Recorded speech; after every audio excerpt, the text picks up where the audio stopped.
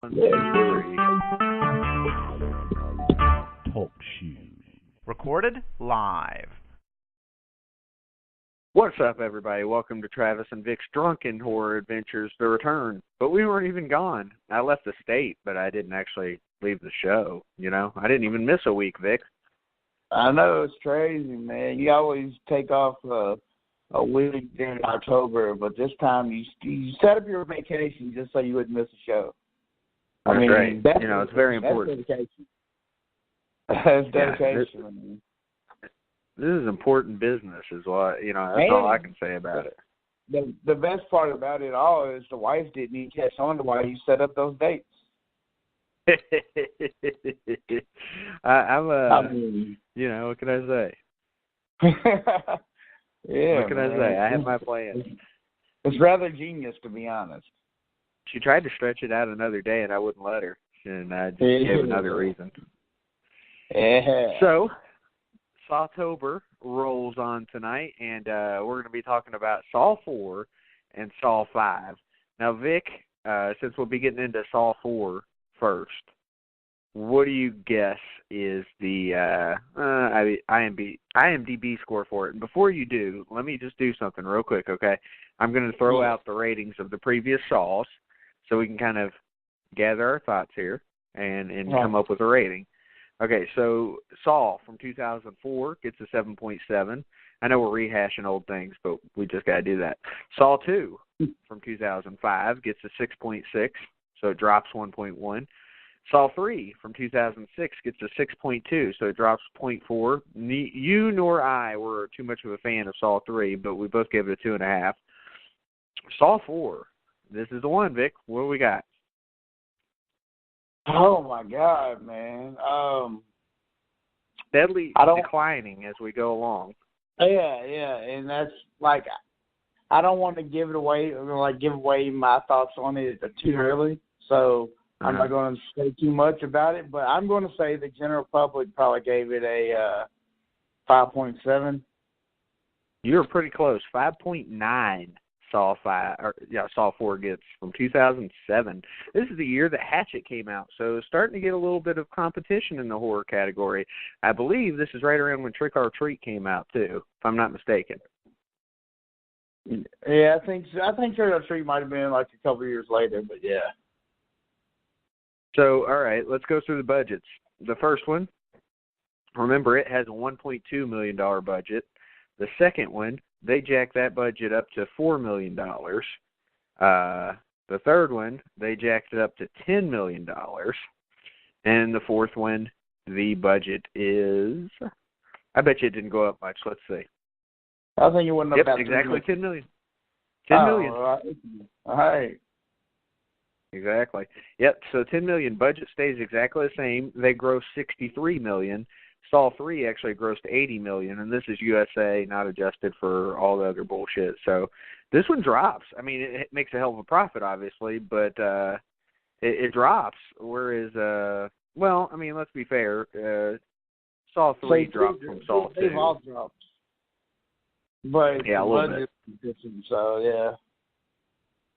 The budget stays the same, but they make a little bit less money than the last one, but still a ton of money. I mean, they made 8 times the budget. So, and if you look at it, they didn't pay any really high-name actors in this one. You get some archive footage of Shawnee Smith. You got Tobin Bell back. You got Costas Mandylor, Sky Patterson, Betsy Russell. Not a lot of people who are well-known. And our director of Part 2, Part 3, and I think Part 4 comes, he is obviously their director for Part 4, comes back. That is Darren Lynn Bozeman. So he directed 2, 3, and 4. That's pretty impressive. You don't see that too much from directors. Yeah, especially not in horror, man. Like, it's always a different director for every sequel. Yeah, he was committed to his craft. I'll give it to him. He likes him some Jigsaw, and who can blame him? I mean, Jigsaw's, I like Jigsaw. Keeping with the trend, this movie came out October 26, 2007. As I said, it always came out the last week around Halloween. I would always watch it at the theaters other than the first one, and then I'd get it on DVD or Blu-ray in February, right around Valentine's Day. So perfect little theme here with Saw, and, it's going to happen again this year, which we'll be doing in 10 days or so. Saw, it's October 27th, man. Speaking of, we got our movie passes, everybody. Yeah. We're pumped. We're hyped. We're going to use them on Friday. Yes, sir, to go see Happy Death Day. So, yeah, and then we can talk about that next Tuesday. And let y'all know how awesome it is, hopefully. It made a little bit of money over the weekend, so that's good to hear. The horror genre is faring well right now. Thank God for it, man. It came through, and, it already helped Happy Death Day because, in my opinion, a movie like that coming out wouldn't do nearly what it did without the help of it. Yeah. Well, this movie kicks off, and, again, this is Saw 4 at this point. Amanda and John Kramer are dead, so what the hell is going to happen here? I mean, like, when Saw 3 ended, a lot of people thought that was the end of the series. David talked about it last week. I mean, where does it go from here? And how does this work? It's not like Scream where you have different killers in each one, So the public is curious how this would go, and we'll see how it goes here. So the movie opens up with this autopsy of the Jigsaw killer, obviously John Kramer. And Vic, I have to tell you, when they start talking about torture porn, this is one of the things that makes it qualify for torture porn. I know nobody's being injured here, but this is violence for the sake of violence, my friend. Is it not? It is. And, I'm not gonna lie, man. I was eating when I first started watching this last night, and I wasn't too happy about it.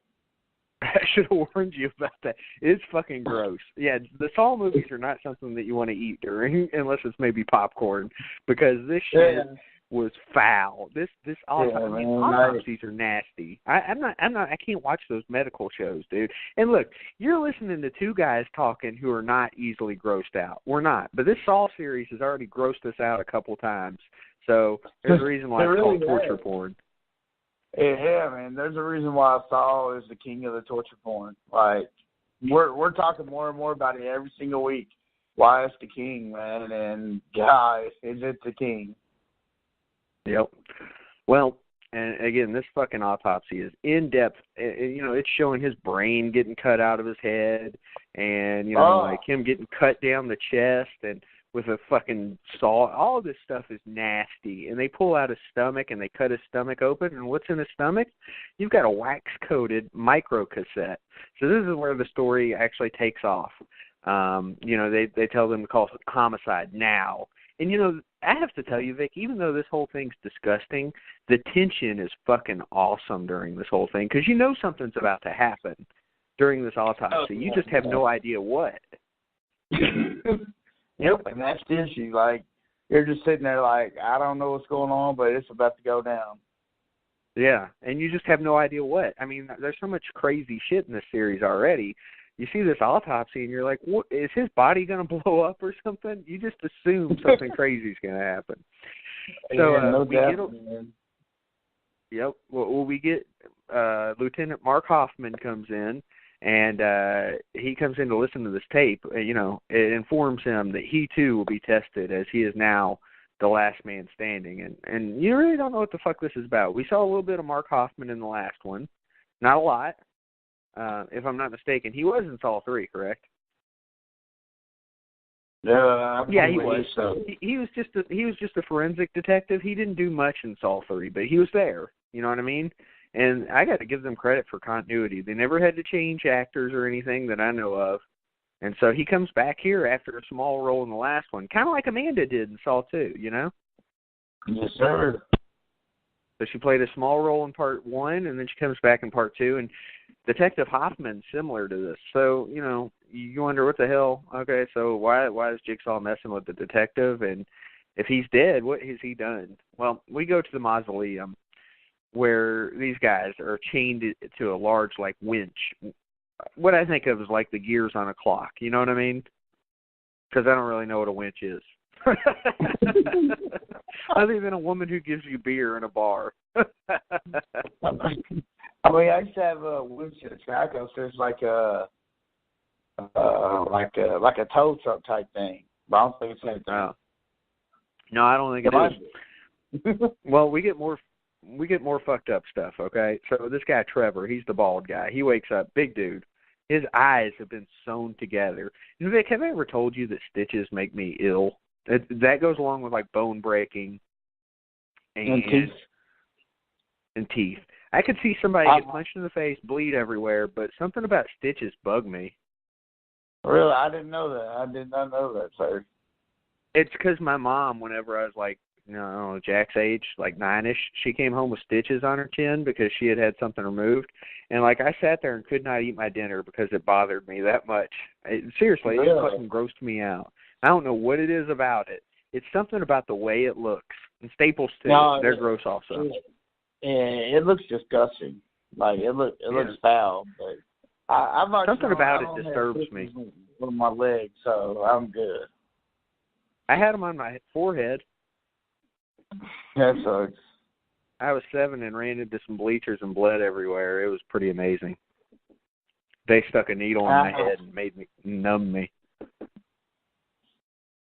So there you go. That's what my problem is. If anybody ever wants to know, I had a head injury as a kid like Gacy and Son of Sam. That's the problem. All right. You had like 10 concussions trying to professional wrestle. It was fun too. Well, so Trevor's eyelids are sewn closed. And then across from him is this guy, Art. And I know these names just because of the credits. Otherwise, I wouldn't know what the fuck their names are. Maybe Art's. But anyway, this dude, Art's mouth is sewn shut, which is also disgusting. And he can't talk. So you've got a blind guy, and you've got a guy whose mouth is sewn shut. So a mute and a blind guy. And basically, they're chained to this winch, and it's starting to pull them together. And, Trevor's panicking. He starts attacking Art. Again, the guy with the Jufro. And after this fight ensues, which, by the way, was not a fair fight. I know Trevor's a hell of a lot bigger than Art, but, he was blind. That's not fair. That ain't right. That's not right at all. That's a dick move is what that is. Put a blind dude with somebody who can see. That's not fair. Well, Art predictably kills Trevor. And the way they're set up is where they're chained. Trevor had the key on the back of his lock or his chain, or on the back of his head or whatever. And Art, he takes the key from him after he kills Trevor with this hook, and he gets himself loose. And when he gets himself loose, he fucking opens his mouth, and that is gross too. Because basically he ripped his mouth open.